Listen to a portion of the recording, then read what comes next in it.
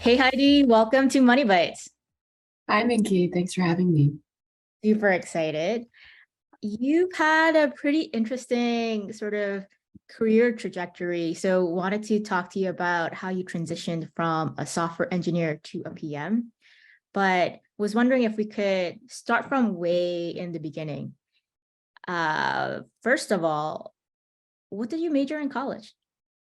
Sure. So I actually started off as an electrical engineer for 2.5 years, and then I moved to computer science for the rest of college. To give some context on that, I really liked that electrical engineering was a big enough umbrella to study both the hardware and the software of tech. I guess broadly, the reason I was interested in tech is because I think I grew up in an age where that was always the obvious answer for solving hard problems at scale, reaching the most people with a solution. It felt like that had to be through some type of tech solution, and that's pretty much why I gravitated towards software in the end as well, within the broader area of electrical engineering, and that's how I ended up a CS major. Is this what you wanted to do since you were growing up? Not necessarily. I didn't really study computer science until getting to college. I think for me, it was just a way of solving interesting problems, like I said, in a way that or is able to realize value for a lot of different people. I think what was an interesting pathway into product management for me was thinking more about, okay, once you understand how to have the skills in order to build a solution. So say, think algorithmically and then think about how to structure, say, like a web application.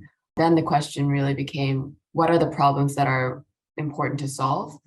And I think that's what led me to product management, having to think more deeply about, okay, once you have a baseline understanding of how to solve certain problems, then this more meta question of, okay, but which problems should you focus on? Like, how should you be attacking them in such a way that actually is valuable for your end user? Because no matter how good an application or a tool you build, like it's not gonna work or be successful if there's no audience, if there's no market for it, if the timing isn't right.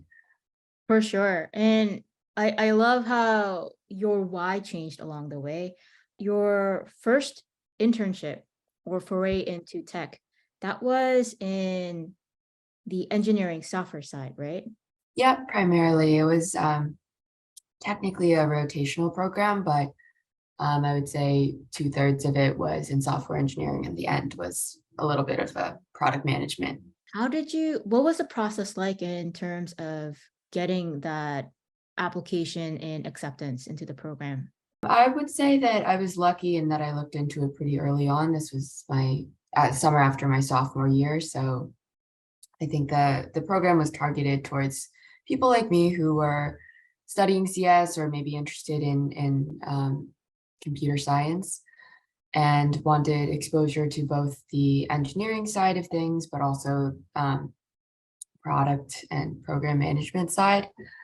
In terms of like the actual preparation, we're more engineering focused, so kind of traditional software engineering prep, and thinking more about really more how to be able to execute on certain algorithms or say explain certain concepts technically. Whereas the product management side was more being able to share at a very high level what types of products interest me, like what types of say improvements I could make to them if I had a magic wand and were able to.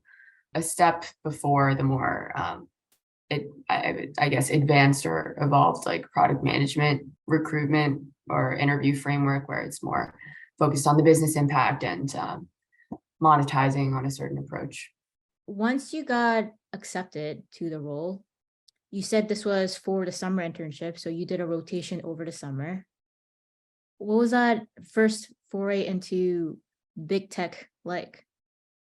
It was good. I think a lot of big tech companies make it really compelling, especially the internship experiences, really compelling, where you're experiencing what it's like to work at this big company for the first time. Usually the company, if it's a big tech company, has a lot of brand recognition and all the resources that come with that, of having like a cool campus and really great full-time engineers and PMs and researchers and so many other really smart people working on their payroll. So getting exposure to all those things felt like such a valuable experience to me, that up till then I'd mainly worked in research settings, like during the summer. So it felt like a complete pivot and felt like a brand new path. And I think that's what part of what was so exciting about it, that it really was just a context change and flex different parts of my brain, like having to think from like a business perspective versus kind of pure research, where you're just kind of given a grant and you look at a problem, usually working with a professor or a team. And this felt even kind of within the parameters of an internship project, which are usually pretty like time boxed and scoped such that you can solve or have some type of output in the 12 weeks that you're working, and then be able to present it. Even in that context, I think the exposure to the business side of things felt new. Once you were accepted, were you able to choose your teams, or how does the matching process work? Not really for this specific program. I think that is often the case for first-time internships. Yeah, I think a big learning for me since moving into this big tech space is that oftentimes it's really just about approaching teams and trying to talk to both like members of the team and more of their hiring team as well, to understand what the situation is and whether, first, to identify whether you enjoy and be able to really learn on that team, and then understand whether they're hiring or if there's a pathway onto it. That's super interesting. So you're saying even once you are accepted, you should continue to network and build your relationship with other teams at the company. Definitely. I think that's one of the most valuable parts of being in a big tech company, that like the mobility of being able to move around to different product spaces that interest you, that value of being able to say assess continuously whether you're learning on the team that you're on or in the role that you're on, and also have conversations to understand what other options are out there in terms of products or projects that are tangential to yours, but also quite different. I think that freedom of choice is something that's quite unique to big companies. Having gone through that program, looking back, are there top tips on things that you should definitely do, definitely not do while in the program? Mhm. Yeah, that's a good question. I think the nature of a rotational program is good in the sense that it encourages you to be able to learn what you can in kind of time boxed like periods while you're with a certain team, but at the same time try to kind of in parallel assess whether there are other teams that you might be interested in, say, working on in the future, if you do see a future at that company. Having to balance the two can feel randomizing at times, because you're trying to do both. You're trying to learn as much as you can in the current work stream that you're on, but also trying to assess what else you might be doing or what else you might be interested in working on in the future. And I guess building connections or relationships for both of those ends. I think one way to think about it that's been helpful to me is try to set up dedicated spaces or times to either task, both the internal and more of the external. Trying to solve for both is a little bit scattering at times. It can feel overwhelming trying to make connections across everyone that you could meet or could be interested in speaking with. So I think first sitting down and laying out what you like about the work you're doing now, how you feel like you're growing, different ways that you could be growing in this job or task or work stream. And then doing that in more the extracurricular sense of, or external sense of, say, figuring out what other projects or teams or tasks you might be interested in, and kind of setting that baseline infrastructure first, and then setting up, okay, say maybe this quarter or this couple months, I'm really going to lean into my current work and building out XYZ skill sets, and then separately from that, think more about expanding outside that.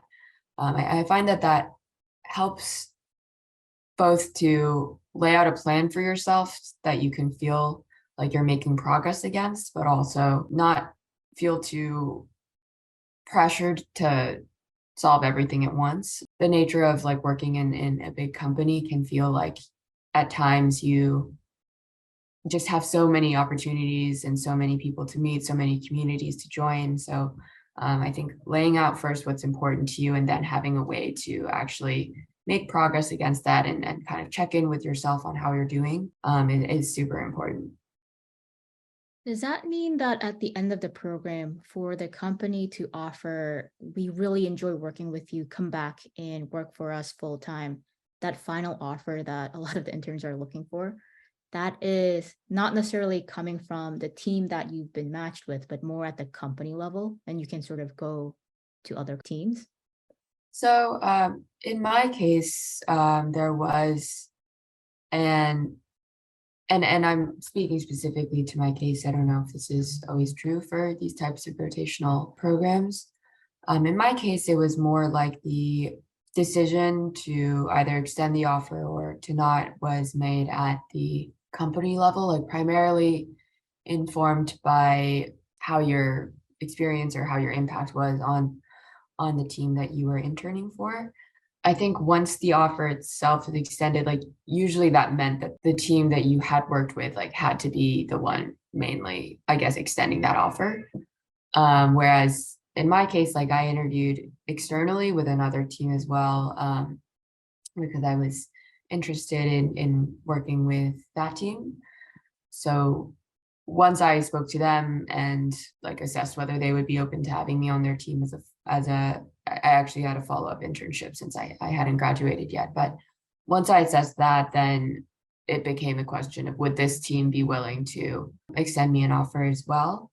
So once the offer was made like from kind of the company level, and again, that mainly had to do with my prior team being willing to have me back, then the other team that I had interviewed onto shared that they would also be willing to have me back for a returning internship. So that was more the process. Super, you're a wanted woman, Heidi. What do you think helped make your candidacy stand out? Because the program itself is pretty competitive.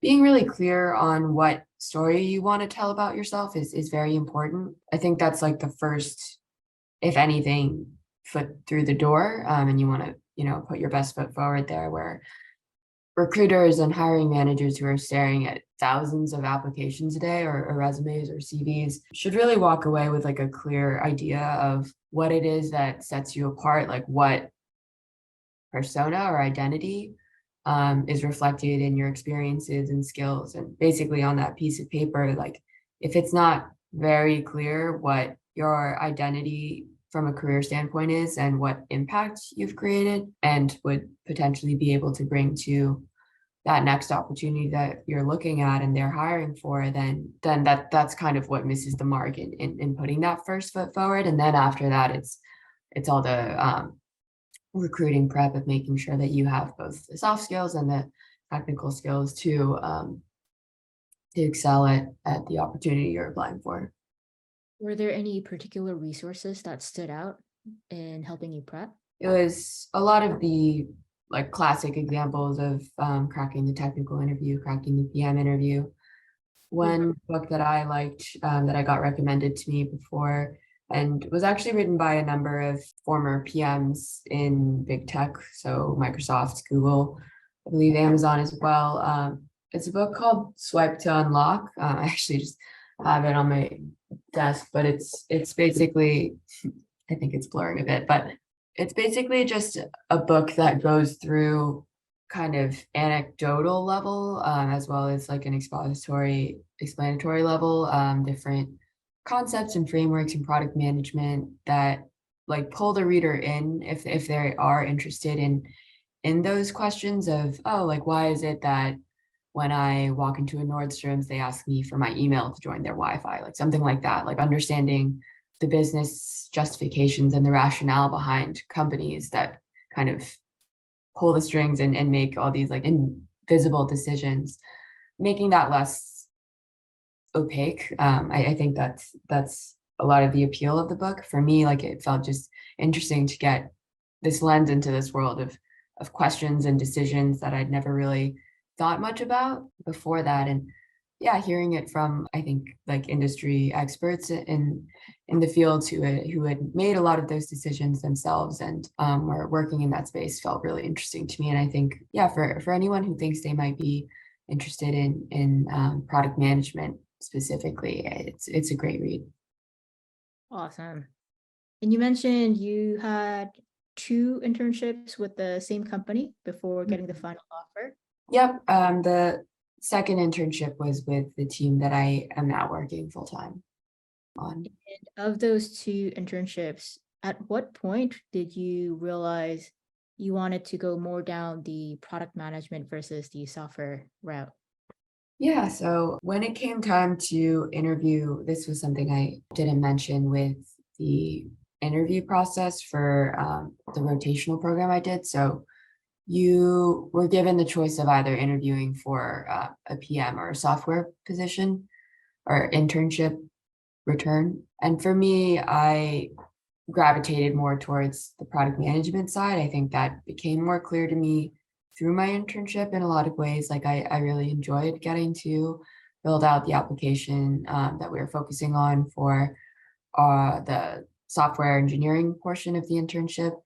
But I think what felt especially interesting and exciting to me was doing some of the like baseline thinking on like how could this application actually be useful to the end user at the start, and then towards the end, thinking about how to like parcel it in a presentable way, and how to actually like share out findings with the rest of our team and basically lay the groundwork to carry the project forward outside just like the 12 weeks that I and my like partners were interning. Thinking about that was definitely interesting in a different way to me, and I think felt unique from a lot of what I'd been learning in school in like the traditional CS curriculum. So that's why I went for PM and thinking about a return offer. When you were deciding to go towards a PM route, was it, I know for sure that PM is the way, or do you think down the line it's easier for you to go back and forth between SWE and PM?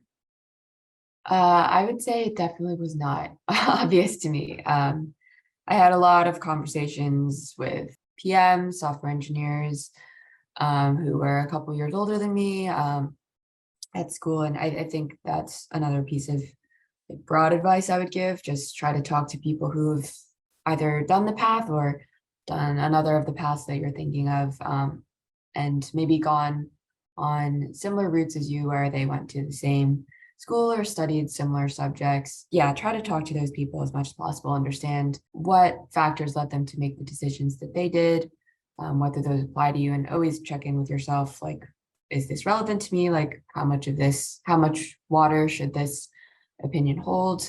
Because I think that at the end of the day is what's most important. You're not going to find like quote unquote right answer. You're going to find a bunch of people's opinions, and understanding how to actually distill takeaways that are relevant to your experience is what's most important there.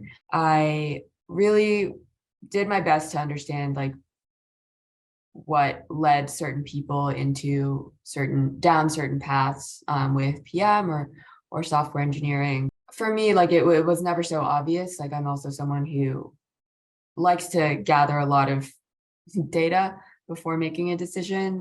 I think there's a level at which that kind of plateaus. Like talking and networking is really, I think, a fantastic way to get insight into those experiences, but it's not the same thing as, even working like a week in either of those, in any of those contexts.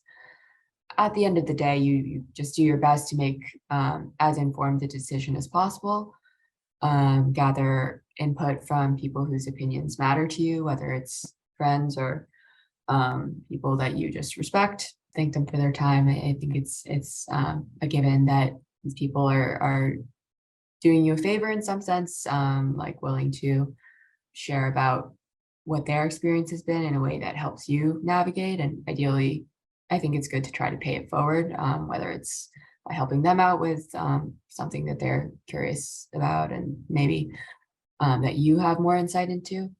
For me, like, I think I just hit a point where I felt like I knew enough about, or maybe not knew, but had gathered enough insights from other people to kind of form a working understanding of what first few years in product management would look like and what first few years in SWE would look like. And I felt like I gravitated more towards the former because of what my interests were. And for me, it was never a question of I would see myself ending up in engineering long term or software engineering long term. It was always, I think I want to get to PM at some point because it was this thing that really interested me during my internship. And so I just thought, instead of doing a few years of software engineering because I feel like that's a good box to check, good technical skill set to build up, if I see myself ending up in product management anyway, then why don't I just actually see if that's something that I want to do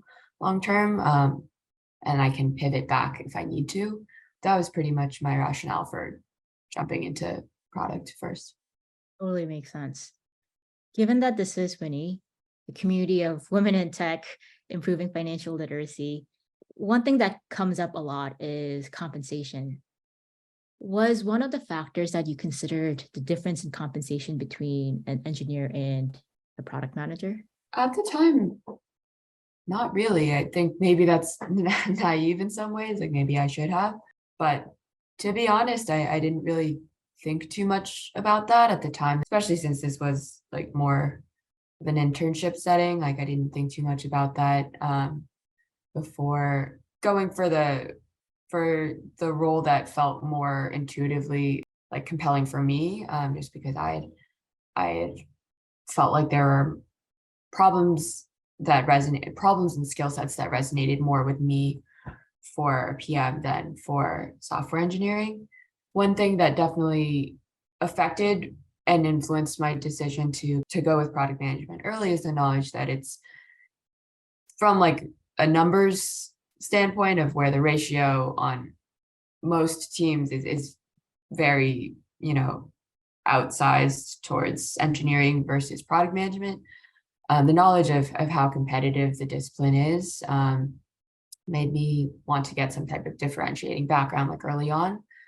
So more PM internship experience or more time spent building out the skill sets that you need for a product manager, for a product manager position early on, so that when the time did come to, go for a very limited number of spots, then maybe I would be more prepared for that. So that was definitely part of my thinking.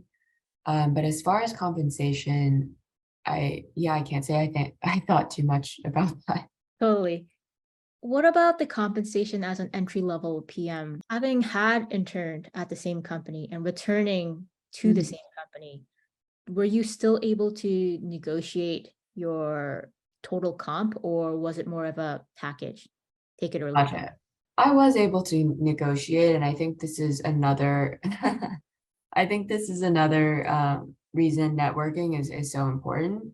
I think networking is sometimes most important for or I wouldn't say most, but like one of its most high value use cases, I guess, is actually in the networking and or in the recruiting space, since understanding like what other applicants from similar backgrounds to yours, from maybe different backgrounds to yours, it really gives you a sense of like, okay, this is what's possible for me.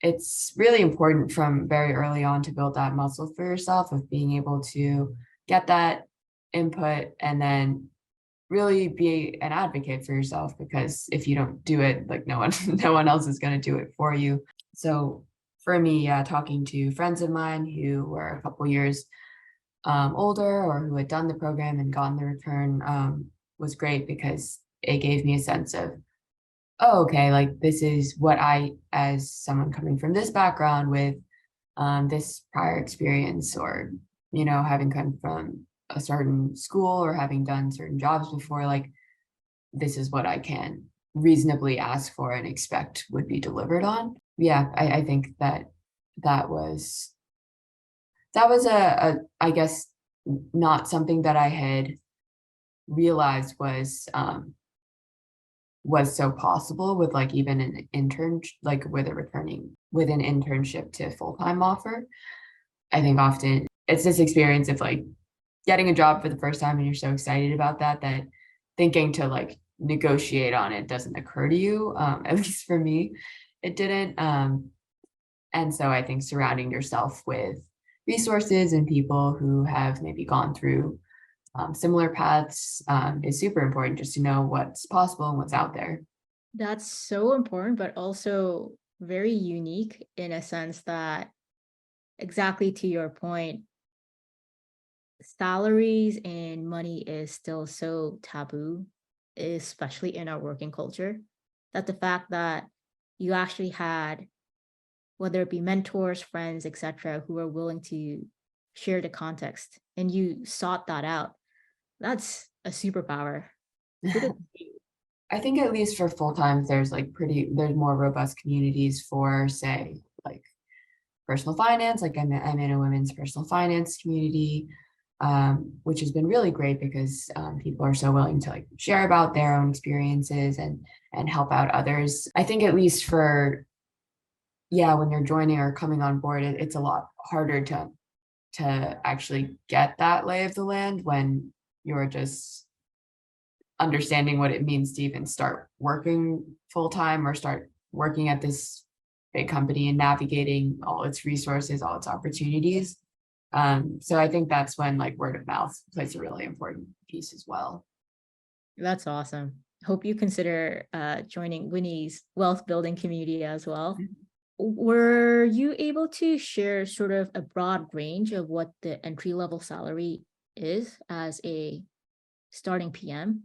So in my case, again, I think as much as networking and word of mouth is really important, I think often there's a lot of just like research you can do, especially with these like big tech companies, like they're all over like Glassdoor or Indeed. And I think that's just kind of baseline when you're thinking about negotiating salaries, understanding what that like first level starting offer is, and then the range that it can go to. So for me, the starting offer was, I think the baseline return offer was in the like 100 to 130, at least if you'd interned twice before.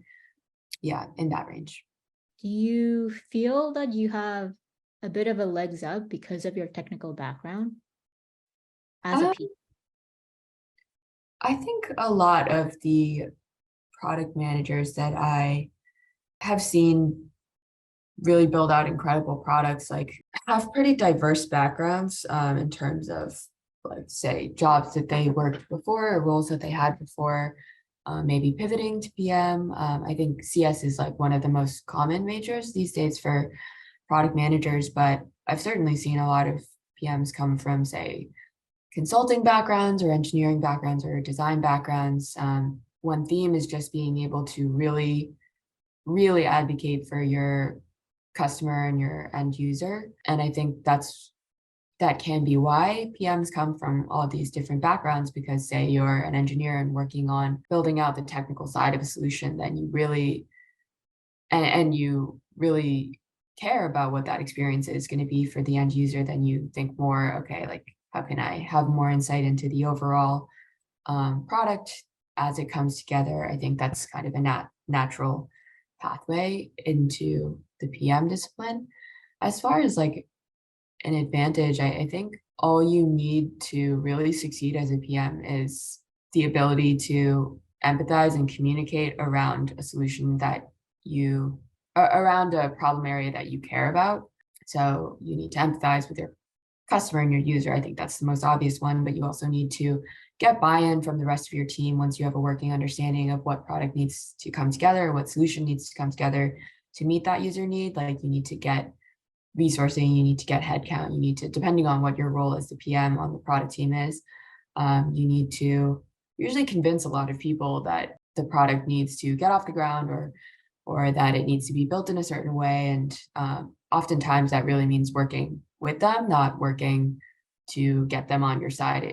Like, I think for most of the successful PMs that I've seen, that starts with understanding what they're trying to do, like what they're trying to accomplish, and then seeing how your idea or solution kind of fits in or aligns to that, and then building with both of those in mind versus just asking the question of what can they do for me. Love it. This has been fantastic. Thank you so much for your time. Yeah, no worries. This has been great. Awesome. Thank you, Heidi. All right, thanks, Vicky.